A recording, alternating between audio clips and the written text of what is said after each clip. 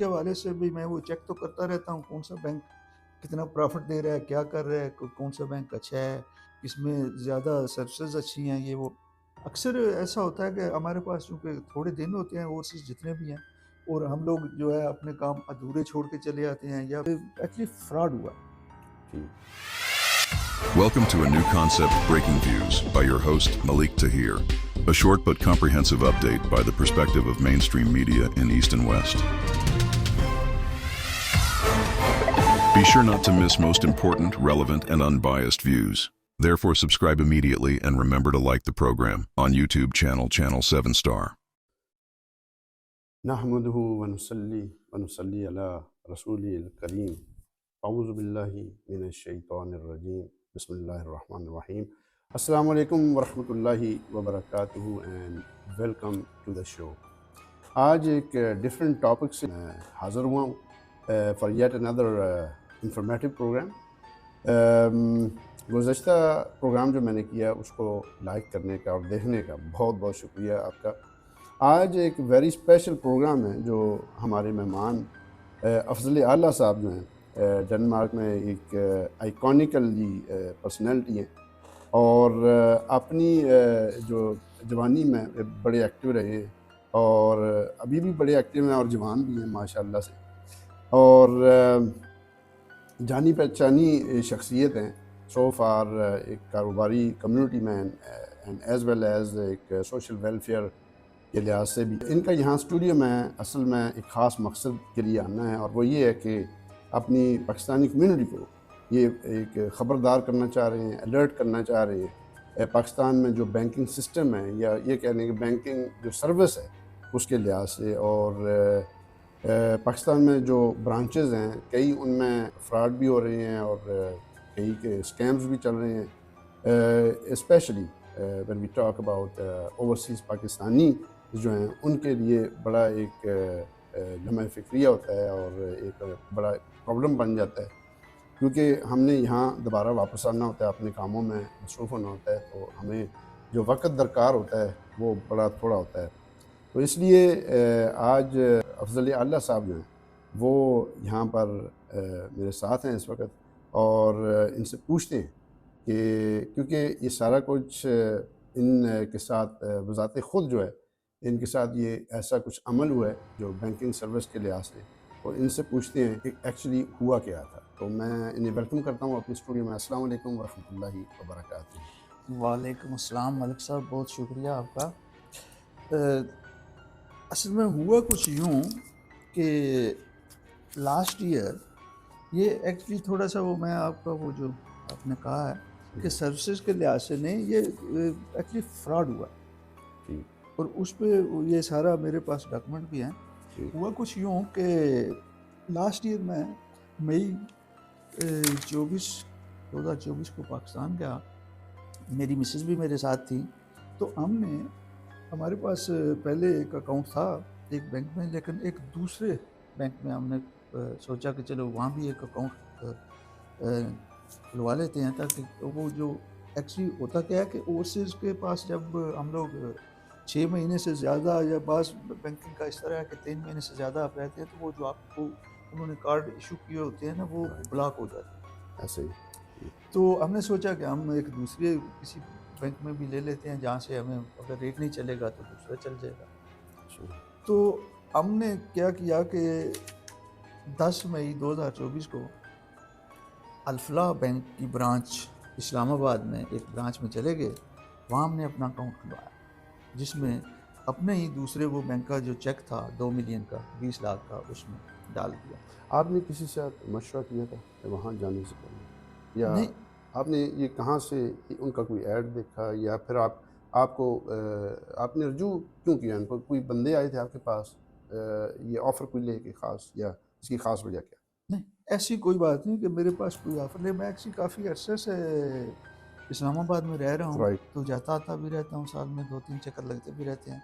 तो मुझे कुछ वो सारा इल्म है वो बैंकिंग का। फिर मेरा कुछ यहाँ की जो बिज़नेस है उसके हवाले से भी मैं वो चेक तो करता रहता हूँ, कौन सा बैंक कितना प्रॉफिट दे रहा है, क्या कर रहा है, कौन सा बैंक अच्छा है, इसमें ज़्यादा सर्विसेज अच्छी हैं, ये वो। तो उस लिहाज से बस वो वो मेरे घर के करीब ही था। अच्छा, ठीक, हाँ, सहूलत ये की भी वजह था। से, राइट। हाँ, तो वो हमने जब अकाउंट खुलवाया तो उसमें वो 2 मिलियन तक वो डाल दिया, अकाउंट ओपन हो गया।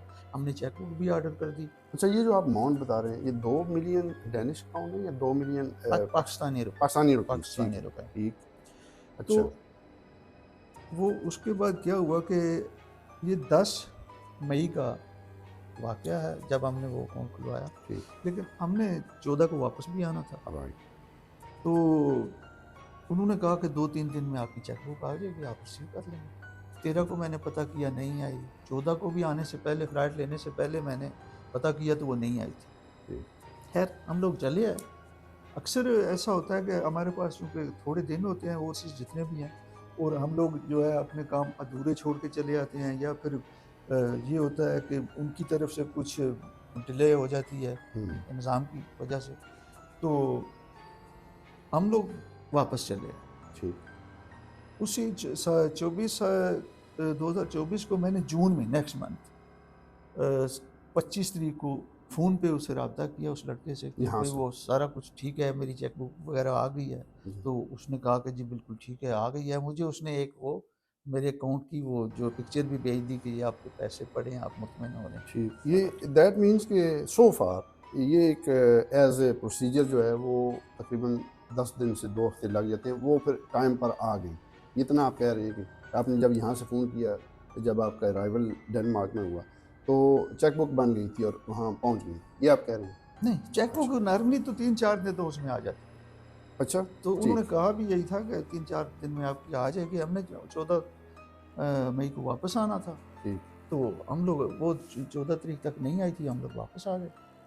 वो वैसे मैंने एहतियातन उसे पता किया कि चूँकि अगर आ गई है तो बाज़ अच्छा, दफ़ा ऐसे पहले भी कई दफ़ा होता है कि चेकबुक अगर आपकी आ जाती है ना, तो हाँ, आपके अलावा कोई दूसरा बंदा उसको रिसीव राइट, कर नहीं सकता बैंक ठीक। से।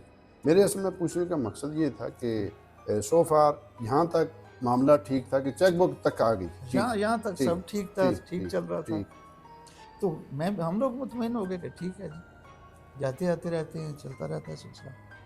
अब इस साल हमने क्या किया कि ये फरवरी जी, 2025 को हम लोग जब वापस गए तो हमने वो साथ जब जब दूसरे बैंक में गए तो हमने कहा चलो वो जो हमने पैसे जमा कराए थे उनका भी पता कर लें, दूसरा जी, अपनी चेकबुक रिसीव कर लें। राइट, तो जैसे ही हम बैंक में गए तो वो एक लड़का बैठा था उधर, उससे पता किया कि यार ये चेक करना ज़रा अकाउंट नंबर, इसमें अमाउंट कितनी है, अब क्या हुआ। तो दूसरा हमारी चेकबुक आई होगी वो भी हमें रिसीव करा दें। ठीक, तो उन्होंने कहा कि आप कितनी देर बाद आए हैं, मैंने बताया तो उन्होंने कहा नहीं वो चेकबुक तो फिर वापस चली गई होगी, हुँ, लेकिन मैं वो चेक कर लेता हूँ आपका अकाउंट। जी, जब अकाउंट चेक किया तो उसमें जो है सिर्फ 43,000 पड़ा था। तो मैंने कहा यार आपको कोई गलती लगी यानी होगी। 2 मिलियन से 19 लाख और साढ़े 19 लाख तकरीबन जो है, वो नहीं, निकल चुका है। हाँ वो नहीं, वो ये हुआ ना जी हाँ, कि ये वो 10 मई से लेकर जी हाँ, 28 जून को जी हाँ। तक वो जो प्रॉफिट लगा ना उस पे, अच्छा, वो रकम पड़ी थी। वो 2 मिलियन का अच्छा, 2 यानी मिलियन 2 जो है मिलियन ना, पूरा लपेट पूरा गए। वो लपेट गया। अच्छा, ये मैं आपको बाद में पेपर भी दे दूँगा। ठीक ये है, इस पे सारा वो अच्छा, ठीक। बैंक की स्टेटमेंट भी जो पूरी है वो with dates and statement everything, भी ओके, बताती है, उसमें आप देख सकते हैं। ठीक, अच्छा, तो जब फरवरी को हम इस साल गए तो बैंक में तो वो जब उसने ये बताया तो हमने कहा यार ये कैसे हो सकता है? वो कहते हैं नहीं जी आपने पैसे जो है 28 जून को निकलवा लिए थे। ठीक। हमने कहा यार हम तो थे नहीं।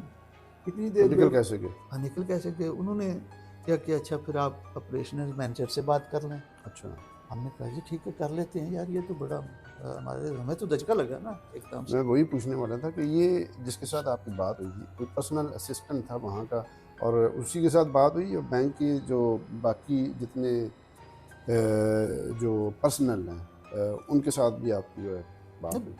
बैंक का अब मुलाजिम था ना, एज़ ए बैंक जी बैंक के हाँ, अंदर ही थे वो ठीक, वहीं पे उनके, लेकिन ऑपरेशनल मैनेजर चूंकि उससे सीनियर होता है ना सीनियर वहाँ होता पे है, बिल्कुल, जिसके अंडर ब्रांच ऑपरेशन कर रही होती है, बिल्कुल। तो उनके ऊपर मैनेजर साहब भी होते हैं। तो उनका क्या रद्द-ए-अमल था?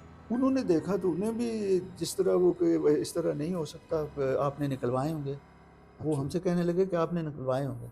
हमने कहा कि हम तो थे नहीं यहाँ पे, हमारे पास तो ये आप देख सकते हैं हमारे पासपोर्ट। वो कहते हैं जी इतनी देर में मैनेजर साहब अपने कमरे से उठ कर आ गए। ठीक। तो उन्होंने, वो चूँकि साथी थे वो सुन रहे थे, उन्होंने कहा कि वो तो फिर निकल गया होगा दुबई। इतनी बात उन्होंने कही। अच्छा, तो कौन मतलब? वही मैंने पूछा ना, मैंने कहा वो कौन निकल गया दुबई? वही जिसके पास आपने अकाउंट खुलवाया था। मैंने कहा हमारा उससे तो नहीं है ना अकाउंट, जिसके पास भी खुलवाया, आपके अच्छा, ब्रांच में खुलवाया था। तो ठीक। हमें तो एक पेटेंट अदारा है, बैंक है, स्टेट बैंक ने गारंटी दी हुई है। इसके तो ऐसे तो नहीं हो सकता कि कोई, खैर ठीक। उन्होंने कहा जी आप ऐसा करें, आप अपने पासपोर्ट ले आएं और अच्छा, सबूत दें कि वाकई आप नहीं थे यहाँ पे।